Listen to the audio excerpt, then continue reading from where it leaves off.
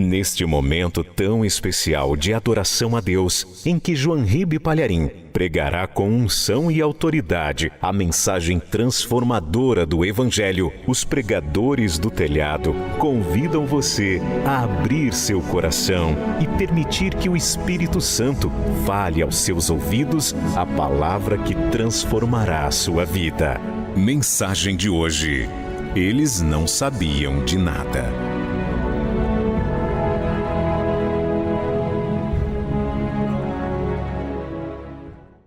Evangelho de Lucas, capítulo 23, nós vamos ler o versículo 34. Capítulo 23, versículo 34. Acharam? Jesus está pendurado na cruz. São aproximadamente 9 horas da manhã. A hora em que ele foi pregado no madeiro. Depois de ter o corpo terrivelmente torturado, zombado, escarnecido, cuspido, escarrado, Jesus é suspenso entre o céu e a terra. Ele é levantado da terra.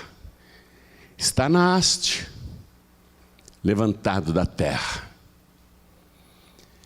E ele mesmo, no meio daquela dor e agonia, dores indescritíveis, sede, cansaço, passou a madrugada acordado e apanhando.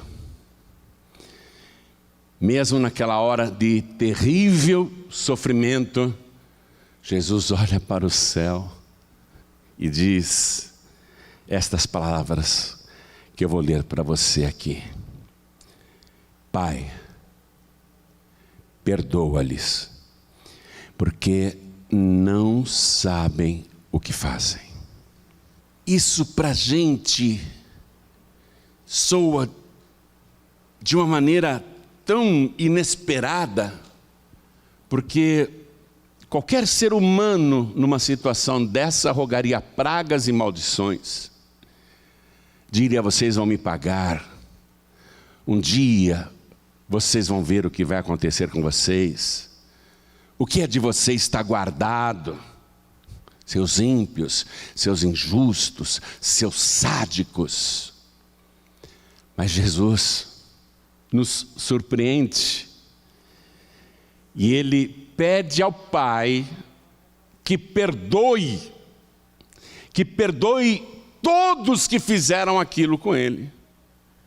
Desde a prisão no Getsemane até essa hora, e que irá continuar com o sofrimento. Ele continuará sendo vítima de ofensas, zombarias, escárnios, e mesmo assim ele pede ao Pai para perdoá-los, porque eles não sabem o que fazem. Vou ler de novo. Jesus olhando para o céu todo desfigurado, arrebentado, falta de ar. Ele reúne as forças e diz: Pai, perdoa-lhes, porque não sabem o que fazem. É surpreendente. Agora preste atenção numa coisa. A multidão fez o que fez e não sabia o que estava fazendo. Os juízes e sacerdotes de Israel fizeram o que fizeram e não sabiam o que estavam fazendo. Os soldados de Pilatos, o próprio Pilatos, Herodes e seus soldados, que o maltrataram violentamente, não sabiam o que estavam fazendo. A multidão que ria, escarnecia, zombava e cuspia, não sabia o que estava fazendo. Os soldados que fixaram Jesus no madeiro, obedeciam ordens, lógico, mas não sabiam o que estavam fazendo. E todos que vão lá no Monte Calvário zombar, escarnecer ou por curiosidade, não sabiam o que estavam fazendo? Não sabiam, porque Jesus não mente.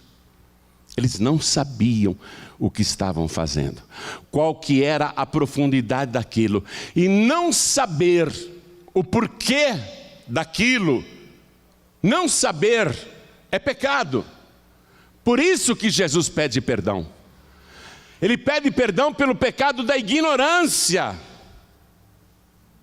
Ora, o mundo inteiro sabe que Jesus foi crucificado, mas a humanidade não sabe com profundidade, não sabe como aquela geração não sabia. E não saber é um pecado, e Jesus pede perdão por esse pecado de ignorância.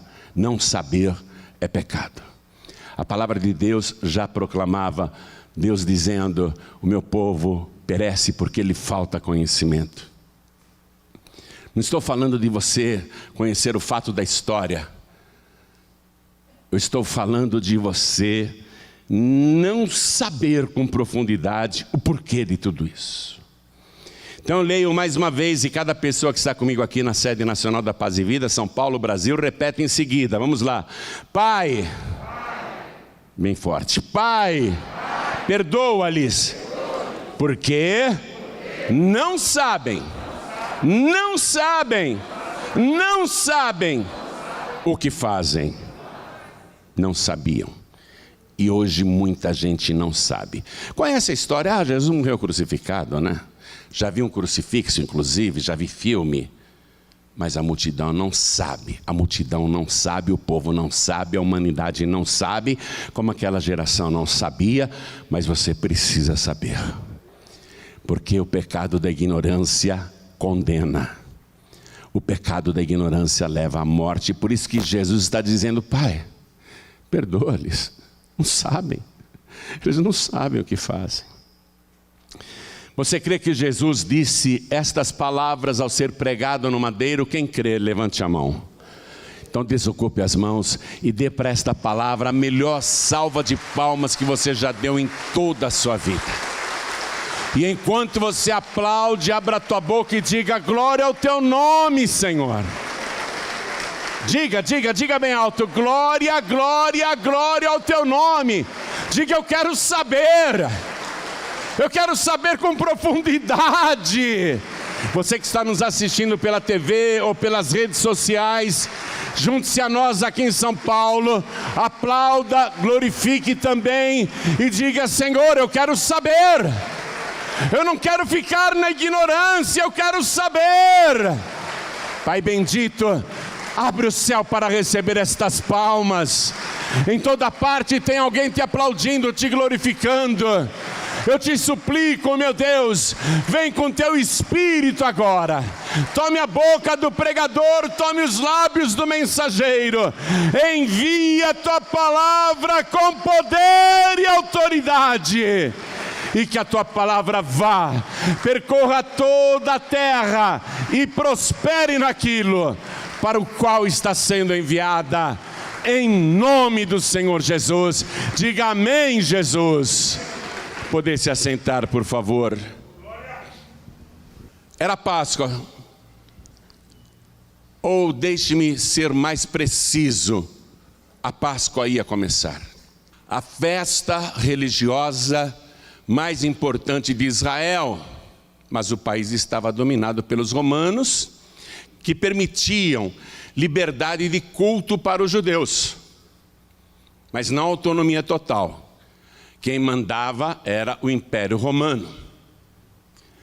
E Roma, para não ter confusão com os judeus, porque eles eram radicais e fanáticos, Roma permitia que eles celebrassem suas festas religiosas, evidentemente com todos os cuidados de segurança, para evitar motins, rebeliões e protestos. Então, a Páscoa ia começar. Pilatos é o governador da Judéia e responsável pela cidade de Jerusalém. Ele é responsável por manter a paz naquele território dominado pelo Império Romano.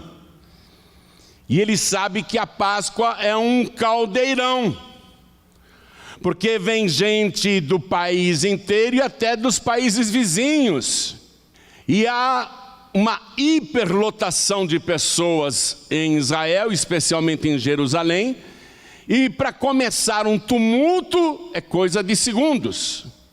Pilatos tem experiência, Porque quando ele foi constituído governador da Judéia, ele entrou ali com as bandeiras que tinham os símbolos de Roma, entrou em Jerusalém e houve confusão. Porque os judeus não permitiam que símbolos profanos entrassem na cidade santa. Pilatos tinha experiência, porque governando a Judéia, ele precisava construir um aqueduto para trazer água do sul da cidade até o centro de Jerusalém. E ele, sem recursos, sem dinheiro, ele pega a Corbã. Corbã é o nome teológico, bíblico da oferta. Ele pega a Corbã do templo, dinheiro do templo, para fazer aquela obra pública, um aqueduto.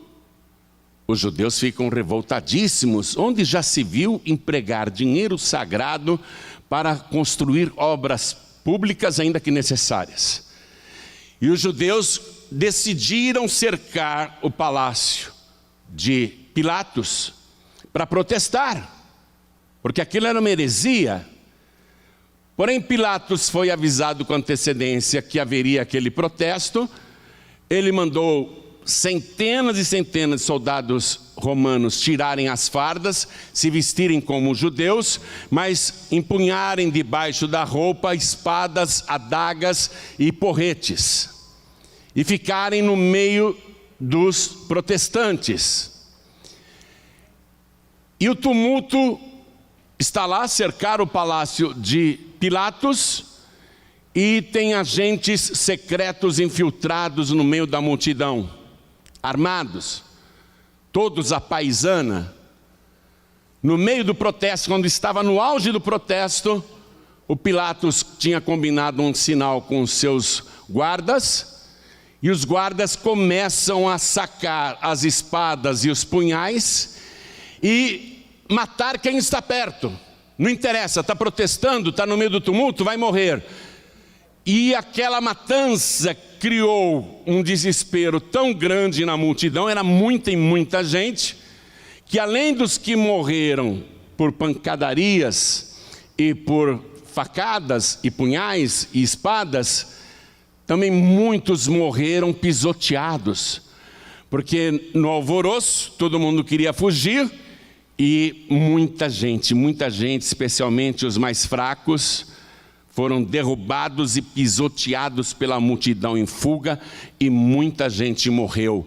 Isso até hoje acontece em Jerusalém, que não tem domínio de Império Romano, nem de nenhuma nação estrangeira, e mesmo assim acontecem tumultos em Jerusalém que causam muitas mortes. Eu vou colocar um vídeo agora para você de um fato muito recente que aconteceu em Jerusalém, quando os judeus ortodoxos, olha lá, milhares e milhares de judeus ortodoxos, pode ver que não tem mulheres no meio da multidão, eles estão aí fazendo uma festa para homenagear um rabino que morreu no século II da era cristã, e eles de repente resolvem correr.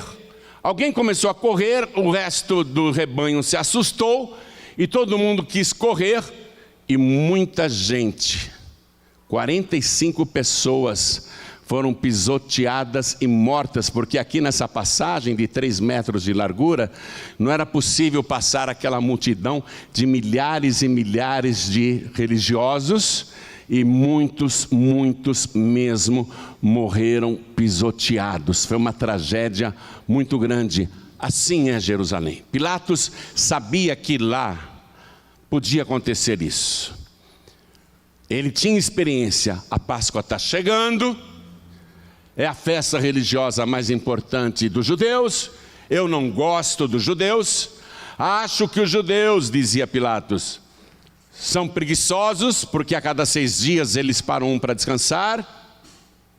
Eles adoram um Deus que ninguém pode ver. Eles desprezam os deuses de Roma. Nós temos muitos deuses, eles não adoram nenhum dos nossos deuses. Nós não conseguimos fazer esses judeus adorarem os deuses romanos. Eu sinto desprezo pelos judeus, dizia Pilatos, e preciso me precaver com a minha guarda para que nessa Páscoa revoltosos não se levantem para provocar uma sedição, um tumulto, para que não hajam terroristas no meio deles. Preciso tomar providências. E nessa Páscoa, para dar o exemplo, Pilatos havia planejado, nessa Páscoa, para intimidar os judeus e os revoltosos, nós vamos crucificar 3 condenados. O Barrabás, que é um assassino e ladrão, e vamos crucificar também seus 2 comparsas que foram presos e serão mortos.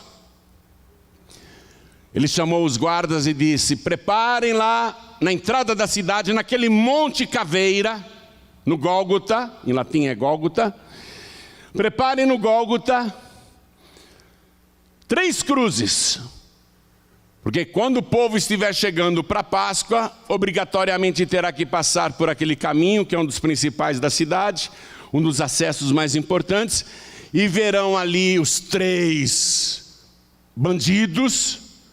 Esse Barrabás era um terrorista, ele matou um soldado romano, ele era um salteador, ele e seus comparsas serão crucificados e expostos ali, para que quem chegar para a festa da Páscoa veja o horror da cena e pense: eu não vou desafiar o Império Romano não, que isso pode acontecer comigo. Então Pilatos chamou os guardas e deu ordem: nós vamos crucificar 3 pessoas essa Páscoa. Preparem lá 3 cruzes para Barrabás e seus 2 comparsas. Pilatos não sabia, atenção, Pilatos não sabia, ele não sabia que entraria para a história da humanidade. Pilatos não sabia que Barrabás seria solto, trocado pela vida de Jesus. Pilatos não sabia de nada disso. Para ele, aquela era mais uma Páscoa, e ele só queria se precaver para evitar tumultos, porque se a coisa saísse do controle, ele poderia ser destituído do cargo de governador da Judéia e ser chamado de volta para Roma, e ele não queria, porque lá em Israel ele estava enriquecendo, roubando, ele era corrupto, ele era cruel, ele castigava as pessoas sem julgamento, ele tinha em Roma a fama de um homem cruel. Pilatos tinha em Roma a fama de um homem mau, que castigava sem hesitação, que não tinha compaixão nem misericórdia de ninguém. Então Pilatos não quer perder o seu cargo e ele resolve intimidar todos que chegam em Jerusalém para a festa, colocando fora da cidade, mas bem na entrada, aquelas 3 cruzes, para crucificar Barrabás e seus 2 companheiros que foram presos. Pilatos não sabia de nada. Na cabeça de Pilatos era só isso. Aquela Páscoa era só isso, era só mais uma Páscoa que ele iria enfrentar com todos os cuidados. Pilatos não sabia de nada nem o que iria acontecer. Esse é o planejamento dele. Mas tem um planejamento paralelo no mundo espiritual. Tanto o reino dos céus como o reino das trevas estão trabalhando com outro planejamento, com outros fatos que irão acontecer, que Pilatos desconhece, não sabe de nada. Na Galileia, quem governava era Herodes. Herodes era um sujeito venal, um bajulador, desculpe a expressão, um puxa-saco.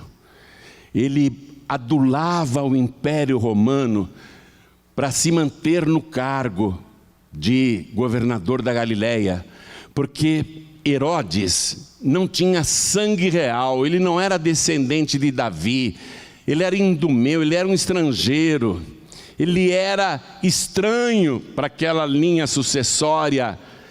O seu pai foi colocado ali por Roma, ele herdou a Galileia, vive homenageando Tibério César, vive homenageando os imperadores romanos, os filhos dos imperadores, vivos ou mortos, vive fazendo obras e colocando nomes de personalidades e autoridades romanas, porque ele precisa se manter no cargo, porque ele também era corrupto, ele também era ladrão, ele também enriquecia desviando dinheiro. Então Herodes, ele está rompido com Pilatos. Eles não se falam mais. Até Jesus citou o fato. Jesus disse assim para os discípulos: vocês pensam que aqueles galileus que Pilatos matou e misturou o sangue deles com seus sacrifícios eram menos culpados ou mais culpados que vocês? Então, o motivo de Herodes e Pilatos não se falarem mais é porque o Pilatos não quis saber se era a jurisdição do Herodes e matou os galileus que estavam fazendo sacrifício. O sangue deles se misturou com o sangue dos sacrifícios. Então eles estavam rompidos desde aquela ocasião. Porém Herodes pensa assim: é Páscoa, o meu palácio fica em Jerusalém, eu tenho um palácio lá. É uma grande oportunidade eu ir para essa Páscoa. Vou ficar bem com o povo judeu, já que eu não sou judeu. Vou ficar bem com o povo judeu. Vou ficar bem com o povo romano. E quem sabe consigo refazer a minha amizade com Pilatos. Para ele não ficar falando mal de mim lá em Roma. Para ele não ser meu opositor político. Então eu vou para Jerusalém nessa Páscoa com esse objetivo. Esse era o plano de Herodes. Herodes não sabia de nada. Ele não sabia das coisas que iriam acontecer. Ele está em Jerusalém. O palácio de Herodes é perto também do palácio de Pilatos. Por isso que Jesus será levado de um para o outro rapidamente. Herodes vai para Jerusalém. Ele não sabe de nada. Barrabás só sabe de uma coisa: que sexta-feira ele vai morrer crucificado. Sua vida de crimes chegou ao fim. Ele foi sentenciado, condenado, as cruzes estão prontas e ele vai ser morto. Barrabás só sabe disso. Sua hora final está chegando. Os seus dois comparsas também sabem disso. Nossa vida de crimes termina aqui, a gente vai ser crucificado, temos que ter força para aguentar esse sofrimento, mas vamos ser mortos. Eles só sabem disso. Eles não sabem de nada. Barrabás não sabe de nada. Judas Iscariotes pensava: nessa Páscoa eu vou me dar bem. Vou sair dela como um homem muito rico. Porque negociei com Anás e Caifás e com os sacerdotes de Jerusalém. 30 moedas de prata eles me ofereceram para trair Jesus e entregar o esconderijo de Jesus para que Jesus seja preso. Nessa Páscoa eu vou me dar bem. Vou ser um homem rico. Com 30 moedas de prata eu vou poder comprar muitas terras. Eu vou poder ter muitos bens, muitos animais, muito gado. Era isso que Judas pensava. Judas não sabia de nada. Não sabia. Ele não sabia das profecias anteriores que daqui a pouco eu vou mostrar para você. Os discípulos de Jesus achavam que ele iria entrar em Jerusalém justamente na semana da Páscoa e ser coroado rei. Tanto que a mãe de Tiago e João chega nele e diz assim: Jesus, permita que estes meus 2 filhos no teu reino se assentem ao teu lado, um à tua direita e o outro à tua esquerda.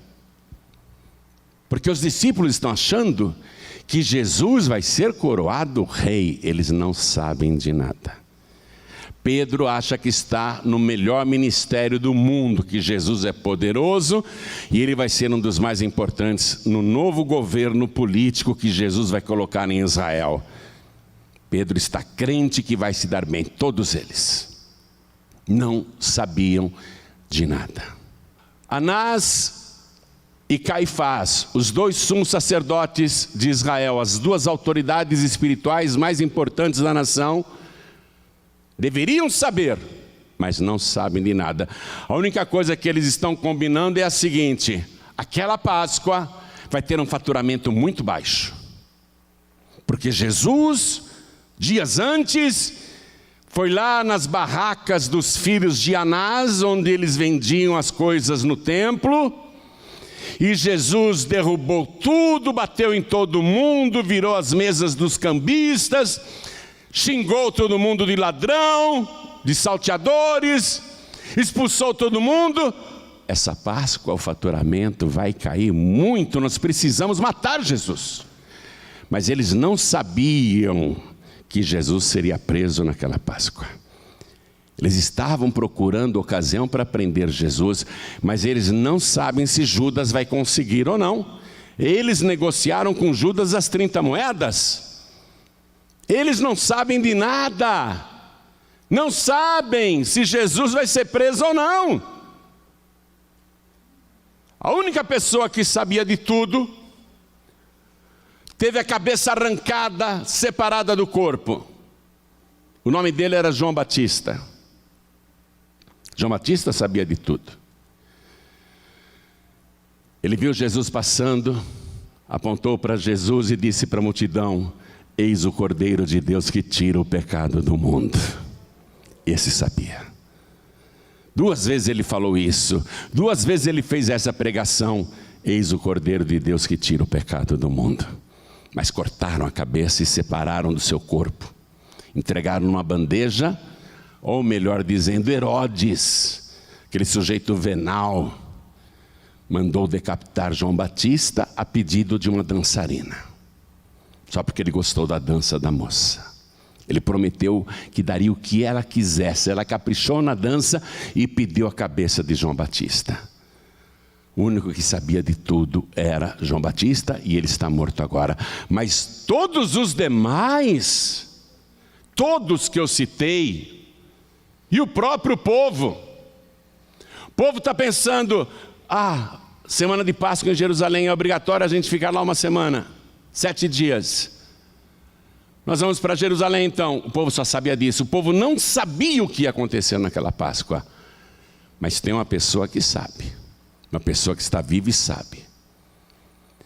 E ele falou isso logo no início das suas pregações. Quando ele com 30 anos começou a pregar, ele explicou isso. Vá comigo no Evangelho de João. Evangelho de João, capítulo 3. Ele já sabia desde o começo o que iria acontecer naquela Páscoa.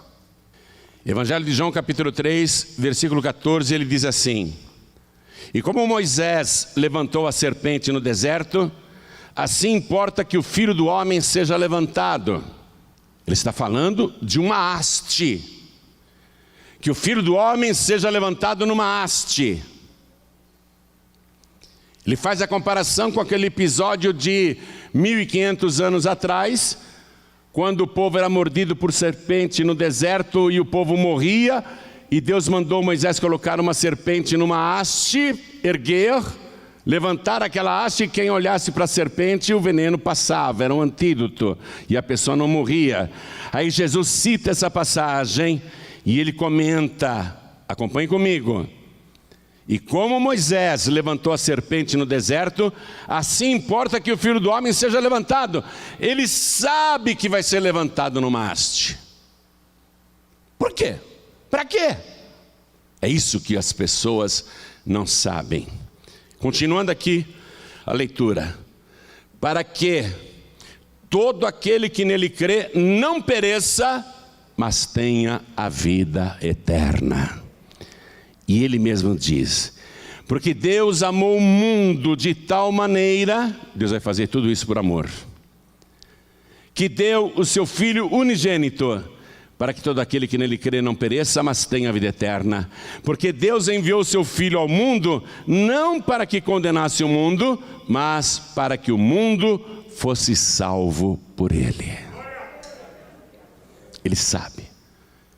Ele sabe. Ele sabe o que vai acontecer. E por que vai acontecer? Qual é o objetivo disso tudo? Mas aquela geração e muita gente na nossa não sabe. Não sabe, porque aquilo tinha de acontecer. Aquilo já estava profetizado, já estava determinado. Jesus fez essa pregação ali para o velho Nicodemos, que fazia parte da diretoria do templo de Jerusalém, explicou o que iria acontecer, mas ele está falando com 3 anos e meio de antecedência. E para um homem só. Aquele homem nem entendeu a pregação de Jesus, ele confessa que não entendeu nada. Jesus sabe o que vai acontecer.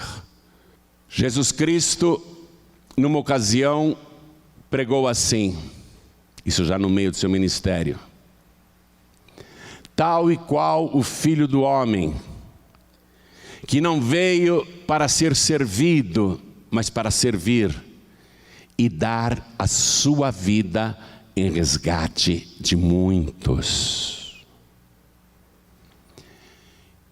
E naquela semana antes da Páscoa, Jesus sentou-se à mesa com os discípulos, e lá no Evangelho de Mateus, capítulo 26, versículo 28, Jesus diz assim, com o cálice na mão: porque isto é o meu sangue, o sangue do Novo Testamento, que é derramado por muitos para a remissão dos pecados.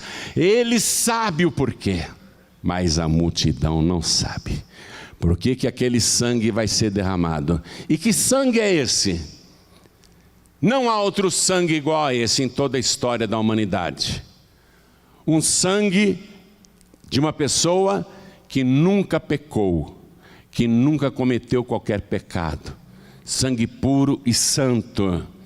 E ele sabe, Jesus sabe, que tem de derramar o seu sangue para que haja expiação dos pecados, para que haja vida eterna, para que os pecadores tenham chance, se crer nele, de serem salvos. Vá comigo no livro de Levítico, capítulo 17, versículo 11. Nós estamos voltando no tempo, muito antes de Jesus, 1500 anos antes de Jesus. Olha o que Deus falou para Moisés: porque a alma da carne está no sangue, pelo que vou-lo tenho dado sobre o altar, para fazer expiação pela vossa alma, para fazer a expiação pela vossa alma, porquanto é o sangue que fará expiação pela alma. Jesus é o Cordeiro de Deus que tira o pecado do mundo. Ele vai substituir os animaizinhos que eram sacrificados toda a Páscoa. E ele vai ser o Cordeiro humano, para tomar lugar dos seres humanos, para que haja um sacrifício perfeito em favor dos seres humanos. Um ser humano, e não um ser humano qualquer, sacrificado em favor de todos os outros seres humanos, derramando o seu sangue para o que ele disse?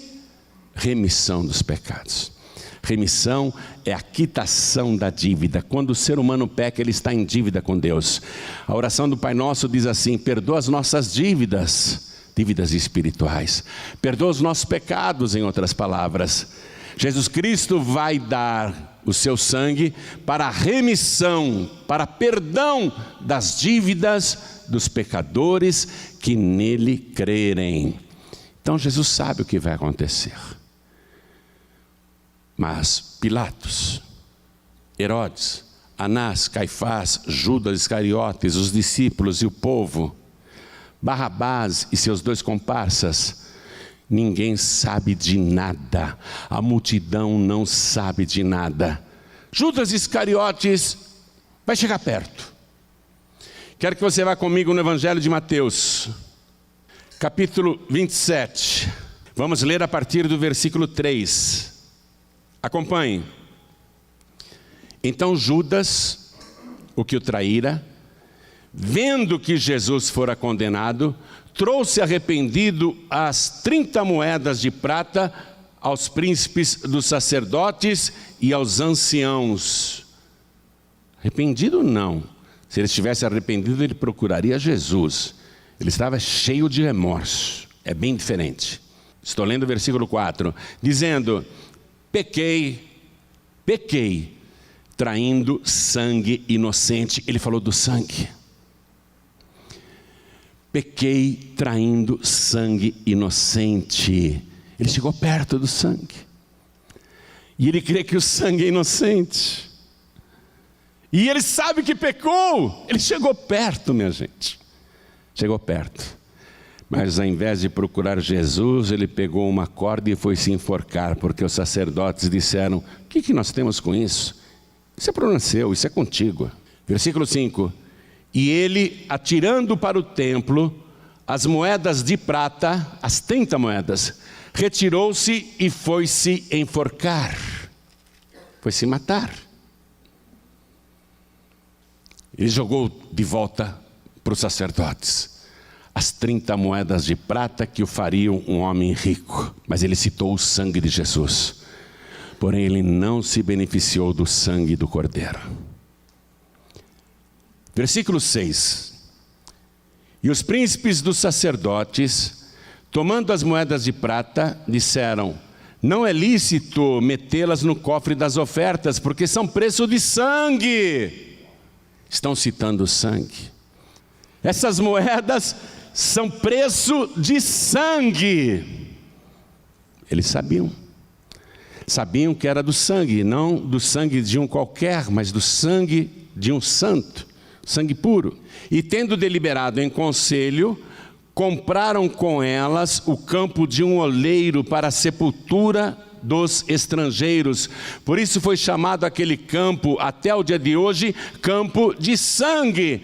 Veja, eles veem aquele sangue como sangue de morte. Eles usam as moedas para inaugurar um cemitério para os pagãos. E o nome do cemitério é Acéldama, que na língua deles significa campo de sangue. Eles estão citando o sangue, mas não sabem de nada. Judas não sabia de nada, esses sacerdotes não sabem de nada. E diz aqui a palavra que eles deram por aquele campo as 30 moedas, segundo o que o Senhor tinha determinado. Eles deram as 30 moedas e compraram aquele campo para ser o cemitério dos pagãos. O profeta Zacarias, no capítulo 11, versículo 13, ele tinha lá uma profecia que falava justamente sobre o porquê disso, as 30 moedas. E aonde que essas 30 moedas iriam parar? Disse: eu fui avaliado, esse é o belo preço que me avaliaram, 30 moedas de prata, e eu joguei essas moedas para o oleiro. O campo que vai ser comprado com as 30 moedas de prata lá pelos sacerdotes é o campo de um oleiro, cumprindo a profecia de Zacarias. Então, eles não sabiam de nada, deveriam saber, mas não sabiam. Agora, Jesus está na frente da multidão, todo arrebentado, e Pilatos ao lado dele. Jesus já está sangrando muito, está deformado, foi muito açoitado. Pilatos vai fazer uma última tentativa. Ele quer livrar Jesus, porque a mulher dele cochichou no ouvido dele: Pilatos, não entre na questão de ser justo, porque num sonho eu muito sofri por causa dele. Então Pilatos está com medo. Ele está tentando livrar Jesus, mas ele tem medo que a multidão se revolte, faça um tumulto e ele perca o seu cargo de governador. Ele também tem interesses pessoais, interesses próprios. Mas ele vai fazer uma tentativa, ele coloca o assassino Barrabás. Barrabás, então vão te levar lá para o julgamento. Mas não é para a cruz? Não, é para o julgamento de Jesus. Aí colocam Barrabás ao lado de Jesus. E Pilatos pergunta: qual dos dois vocês querem que eu liberte? O Barrabás, que é um assassino e salteador, um malfeitor, ou Jesus, que vocês conhecem bem, que tem fama no nosso país inteiro? Quem que vocês querem que eu solte? E os sacerdotes incitaram a multidão para que começasse a gritar: solta Barrabás, solta Barrabás. Todo mundo foi na onda e começou aquela gritaria: solte Barrabás, solte Barrabás. Pilatos ficou surpreso, Mas a multidão está pedindo para soltar Barrabás. Mas o que eu faço com Jesus? Crucifica-o, crucifica-o, crucifica-o. E o vozerio cresce. A multidão foi influenciada pelos religiosos que estavam lá no meio da multidão e eram inimigos de Jesus. Crucifica-o, crucifica-o. E todo mundo começou, crucifica-o, crucifica-o. Pilatos chegou perto. Ele olha para Jesus. Jesus está ensanguentado da cabeça até os pés. Ele tem uma coroa de espinhos na cabeça. Ele está muito arrebentado. Aos seus pés tem uma poça de sangue. Seu sangue está escorrendo pelos muitos cortes no corpo inteiro. Pilatos olha para Jesus todo banhado de sangue, coberto de sangue. Aquele sangue que faz a expiação. O sangue puro e santo que perdoa os nossos pecados. Pilatos olha para Jesus e ele não sabia, porque se ele soubesse, jamais pediria uma bacia com água para lavar as mãos e dizer: estou livre do sangue desse justo. Ele jamais diria: eu estou livre do sangue desse justo. Pelo contrário, ele pegaria as suas mãos: dá licença, Jesus. Eu sei que o seu sangue é puro, santo.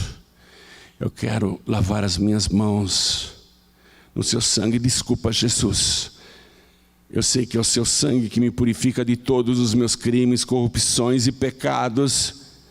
Desculpa, Jesus, deixa eu passar a mão aqui, deixa eu me banhar no seu sangue. Ele passaria a mão no rosto, mas Pilatos não sabia. Por isso que ele pediu uma bacia com água.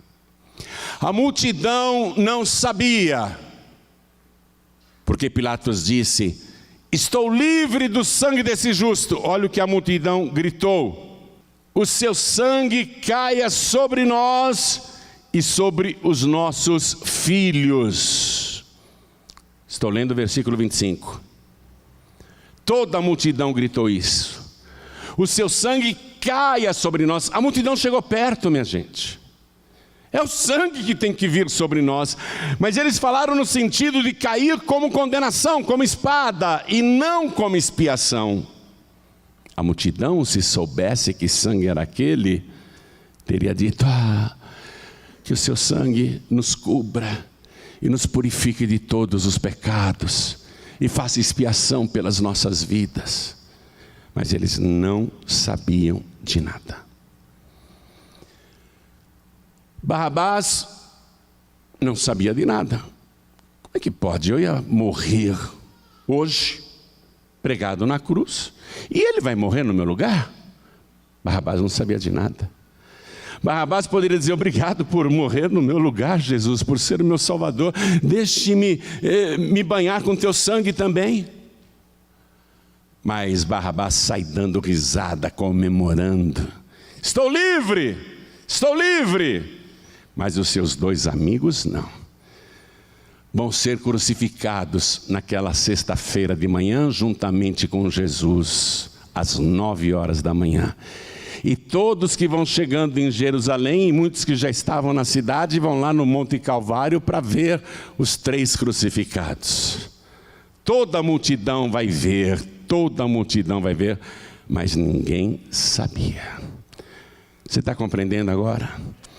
É o sangue que faz expiação pela alma.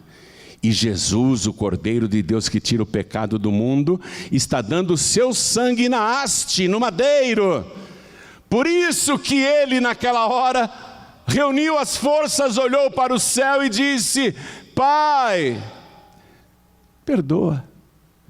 Eles não sabem o que fazem. E muita gente hoje, na nossa geração, não sabe. Tanto que preferem outros meios para ter a vida eterna. Jesus disse: eu vou morrer, falou para Nicodemos, para que todo aquele que em mim crer não pereça, mas tenha a vida eterna. A multidão quer procurar vida depois da morte, com outras maneiras, com outras pessoas, com outras religiões, e excluem Jesus, e excluem o sangue do Cordeiro. A multidão não sabe. Não tem outro sangue, minha gente. Deixa eu dizer isso claramente. Quem aqui quer ir para o céu? Deixa eu perguntar. Quem está assistindo pela TV, quem quer ir para o céu? Levante a mão. Quem está assistindo pela internet e quer ir para o céu? Levante a mão. Não tem outro jeito. Se não for pelo sangue de Jesus, não tem outro jeito. E a palavra de Deus confirma isso. Está lá no livro de Apocalipse, capítulo 22, versículo 14. E eu quero que você creia nisso. Existe uma cidade santa, uma cidade gloriosa, o nosso futuro lar, a cidade eterna, a nova Jerusalém, que vai descer do céu ataviada como uma noiva para o seu marido, para o seu noivo. Essa cidade santa está preparada para os salvos, mas não para qualquer salvo. Apocalipse 22, 14 diz para quem? Preste atenção.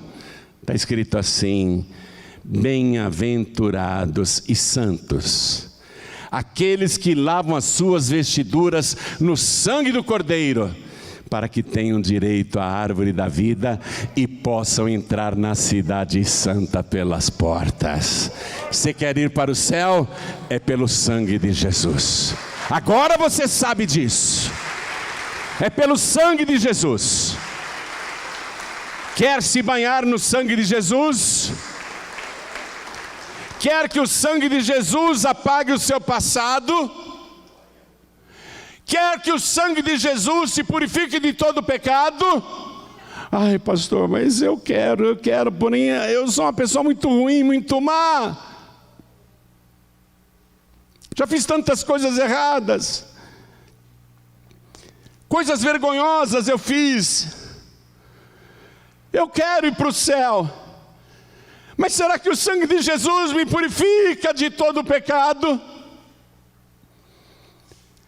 Eu aponto novamente para o Monte Calvário. Quase 3 horas da tarde. Do lado esquerdo de Jesus tem um crucificado que zomba de Jesus. Está morrendo e zomba. Do lado direito de Jesus tem outro crucificado, que não participa da zombaria. Pelo contrário, ele repreende o companheiro de assaltos. Ele diz para o seu ex-amigo: você não tem temor de Deus mesmo estando na mesma condenação? Nós estamos aqui porque os nossos atos nos trouxeram aqui, nós merecemos. Mas e ele? Que mal fez? O amigo zombador se cala.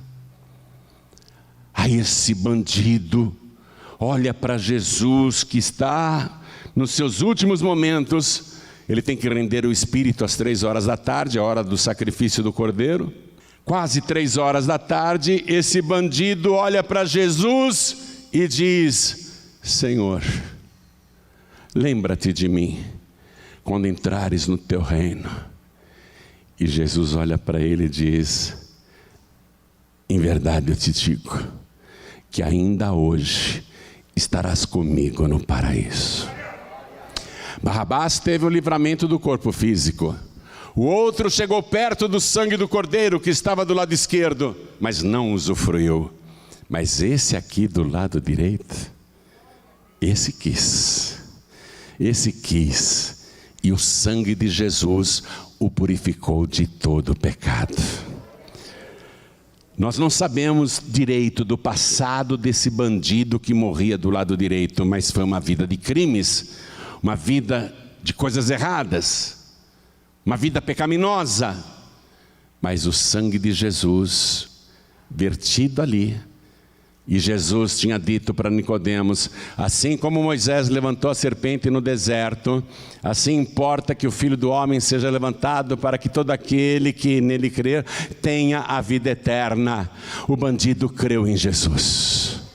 Ele estava contaminado pelo pecado, envenenado pelo pecado, condenado pelo pecado, mas Jesus com seu sangue é o antídoto para o pecado. E pode ser o pior pecado, o sangue de Jesus nos purifica de todo o pecado.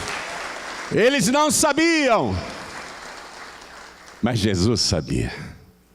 Quero que todos fiquem de pé. Agora você sabe. Agora você sabe.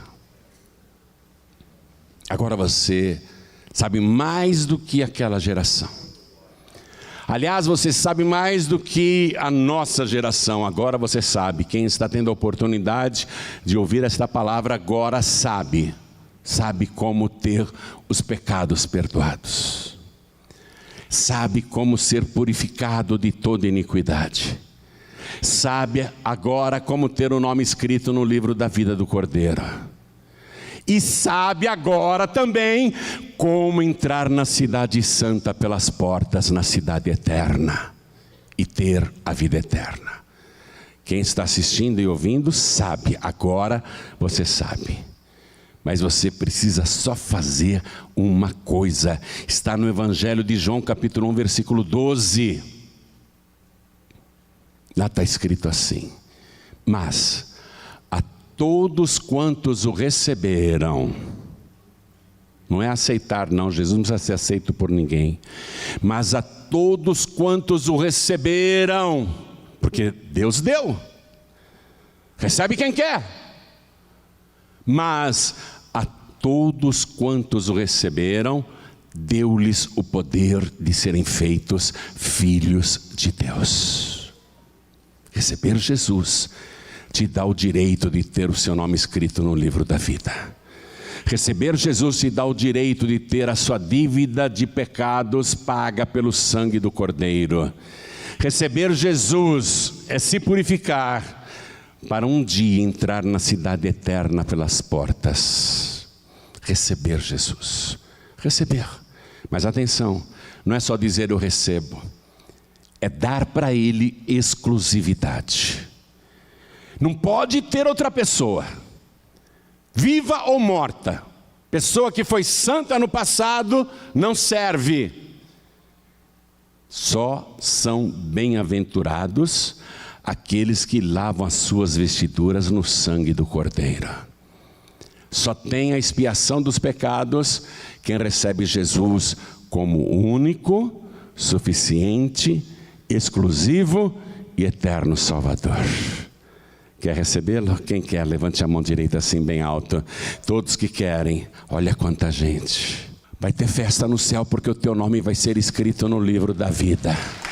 Vem aqui para frente porque o livro da vida vai ser aberto e o teu nome vai ser escrito lá agora. Todos que ergueram as mãos, vem aqui para frente. Vamos aplaudir ao Senhor Jesus. Vamos aplaudir ao Senhor Jesus. Não fique no seu lugar, vem aqui para frente. Todos que ergueram as mãos, vem aqui para frente. Isso, venha com pressa. Jesus é muito rápido para anotar os nomes, viu? Não pensa que ele é lerdinho que nem eu, que fala, soletra o teu nome que eu não entendi. Repete que eu não entendi. Jesus te conhece. Conhece a tua vida, o teu passado, a tua história. Vamos aplaudir ao Senhor Jesus. Olha quanta gente que está chegando. Ele está anotando rapidamente o teu nome no livro da vida. O meu já está lá. O meu nome está lá. Ah, tem que ficar. E ficar para sempre. Jesus disse assim, atenção agora para todos. Nessa pandemia muita gente se desviou. Muita gente fraquejou na fé.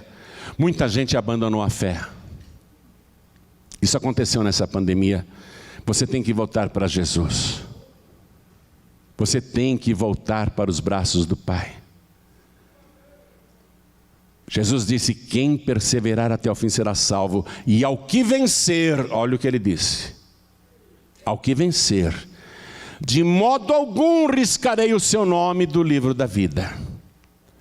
Quer dizer que o nome de uma pessoa que foi escrito pode ser riscado. O meu nome está lá. Mas se eu me desviar, se eu abandonar a fé, se eu voltar para o mundo, se eu voltar a fazer as coisas que eu fazia antes de entregar a vida para Jesus, eles vão olhar e falar assim, risca o nome do João Ribe, não faz mais parte do nosso reino, ele está no reino das trevas agora, risca o nome dele. É por isso que eu tenho medo. Medo não, eu tenho pavor. Eu morro de pavor. para que o meu nome não seja arriscado do livro da vida. Nós não podemos permitir que os nossos atos aqui na terra excluam o nosso nome no livro da vida. Eu estou falando com quem está aqui. Vem para frente, filho pródigo, filha pródiga, e todos que estão sem igreja, vem para cá. E você que está assistindo pela TV ou pelas redes sociais, está afastado, afastada, volta para Jesus agora.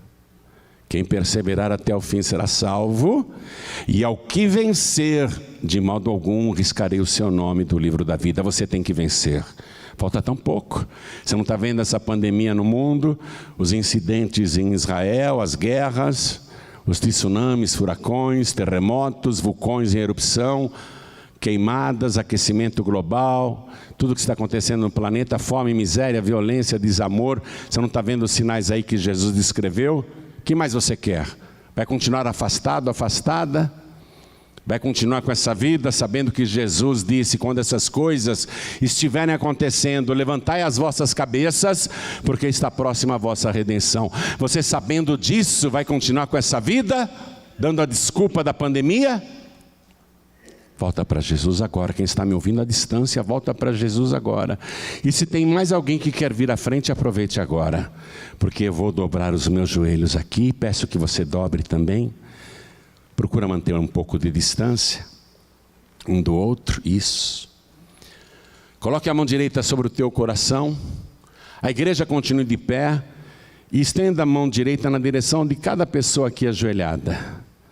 E você que está de joelhos, e quem está também à distância, é possível se ajoelhar, entregar a vida para Jesus, voltar para Jesus? Então se ajoelhe.